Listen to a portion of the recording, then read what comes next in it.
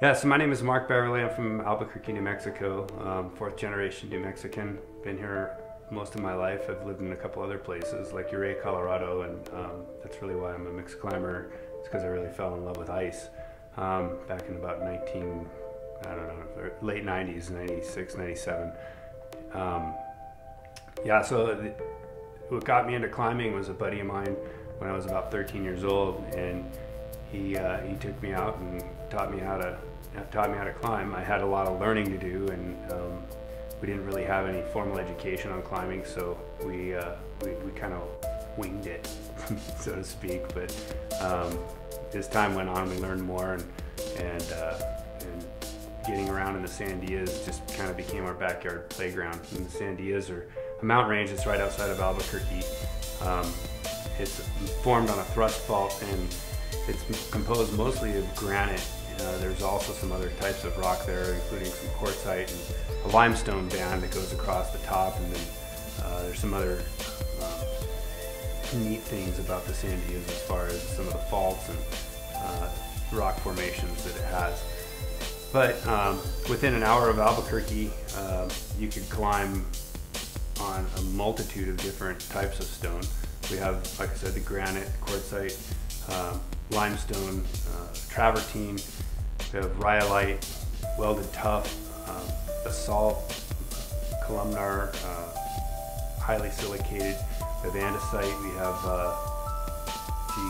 just a multitude of different types of rock and climbing. We have anything from 5 easy in Yosemite decimal system all the way up to 514 plus. We've got climbs here that some of our best climbers from New Mexico, some are some of the best in the world that have competed in world competitions and been in the top 5, and they can't finish the climb, so there's lots of climbing to do here.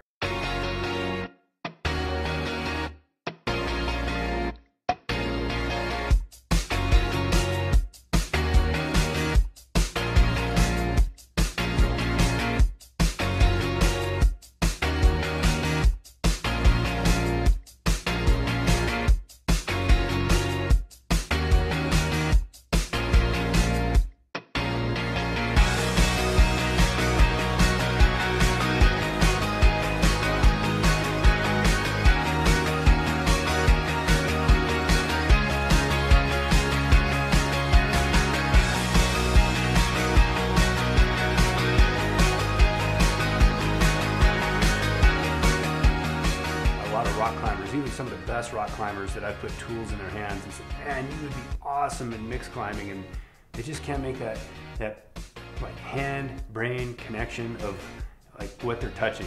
In rock climbing, you're actually physically feeling the rock, and in mixed climbing, the only thing you have is your hand on the tool, and you're guessing, is that thing gonna hold? And so if you pop off, it's quite a violent fall.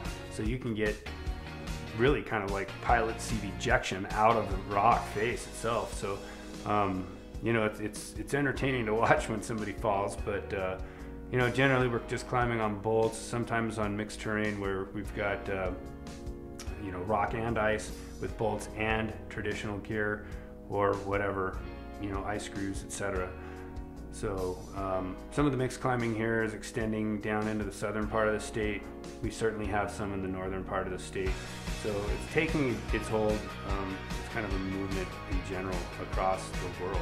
And I think the United States is one of the last ones to kind of jump on board. But man, what a great, exciting time to get into mixed climbing. We've got some of it here, so at least, you know, if you wanted to try it out, you get to try it out.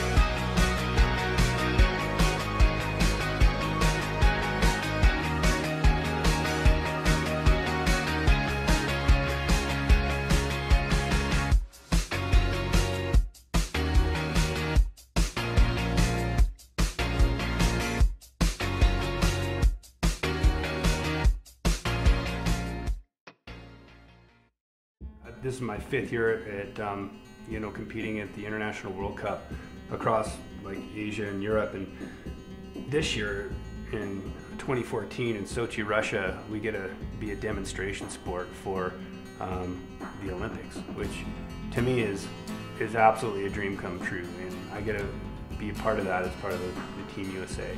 So we're going to usher that in this year, and hopefully that takes off. I think it'll be a great spectator event. Weather in New Mexico is absolutely insane sometimes. We get big towering cumuluses that build up and then break down, they dissipate, and then they build up again. Lightning strikes here can be without warning, and there have been some lightning strikes. None have killed climbers up to this time, although some have in Colorado. We haven't been that unfortunate here, but we do get a lot of lightning strikes. And you know, you need to really watch the weather and think about where you're going. We have alpine terrain as far as desert terrain. We have this flash flooding that occurs. You know, there is some very real objective hazards that exist out here, and you're kind of on your own. There's not a lot of people like there are in the front ranges of Boulder and Salt Lake City, where if you just scream for help, you're going to get help in 10 minutes or something. Some places that we climb, we don't even have cell phone coverage, even in, you know, 2013. So yeah, the weather here is good. We can climb all year round. Summer, we can chase shade in the alpine terrain up to 10, 12,000 feet.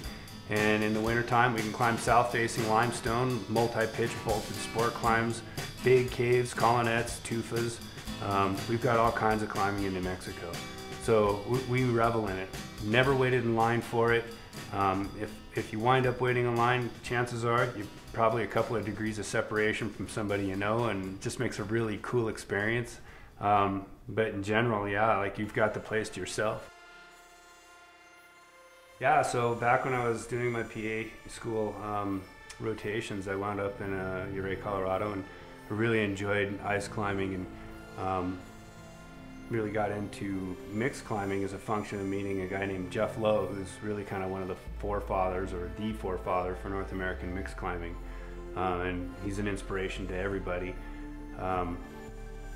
And he was having an issue when I met him about having I guess he couldn't use one of his arms very well to drill, and he wound up needing some help. So I had overheard a conversation with him, and he was wondering where he was going to find somebody to help him put up a mixed climbing competition route for the Ouray Ice Fest. And I said, well, I could do that. So I just offered my help out. I said, hey, yeah, I can help. And he kind of looked at me, and I was a young kid, and I was like, yeah, I'll give it a shot. He's like, well, got nobody else, get after it. And so I went out and you know, put up an M7 climb for one of the routes that he wanted, and Will Gadd came out, pre-ran it, helped me out, gave me some insight, and ever since then I'd helped out at the competitions. And really what kind of inspired me the most is all those guys that used to climb in those competitions and just having so much fun. You know, they'd get out and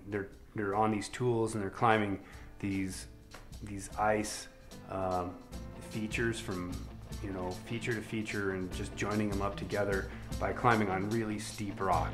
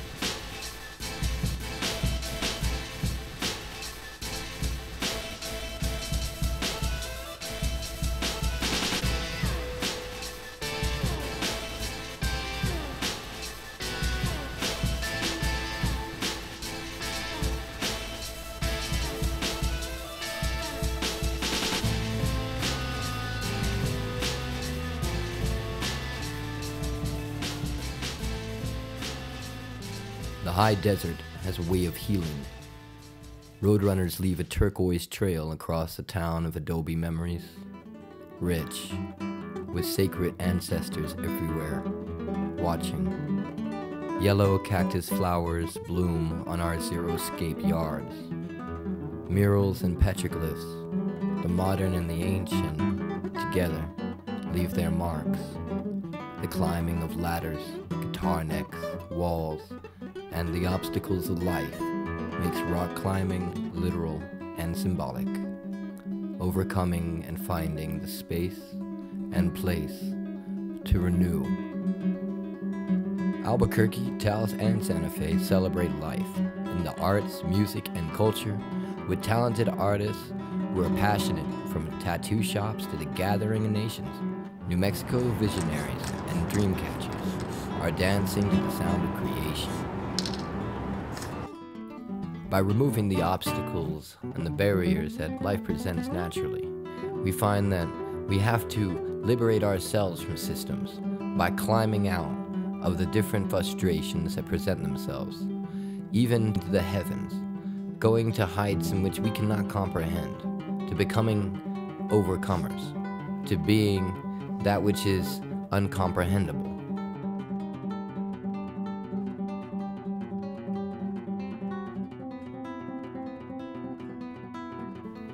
To be real with ourselves, self-determined, to become something greater than we've ever seen, to become members of a new race.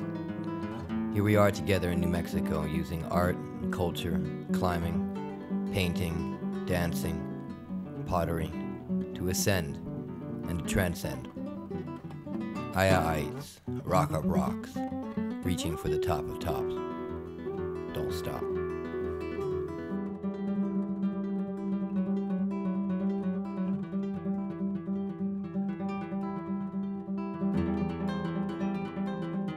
The word sandia is Spanish for watermelon. For most of the year, the Sandia Mountains famously turn pink because of the potassium feldspar, a mineral in the granite, which glows before the sunset. The pace of New Mexico is unique, where there seems to be more than 4 seasons. Even with 500,000 people in Albuquerque, it doesn't feel like a big city, more of a collection of old towns, made newer.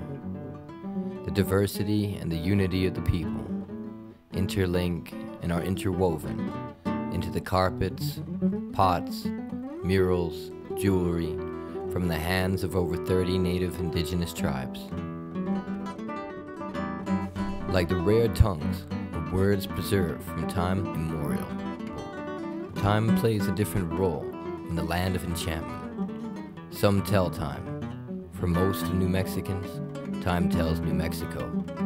Time to farm, time to eat, to sleep, to get out of town, to find refuge in the creator of nature, to be in the present, to hold on with a firm grip and protect each moment, sharing in the shaping of both the environment and each other. When time finds you, find the time to reconnect with the rock and the people of New Mexico.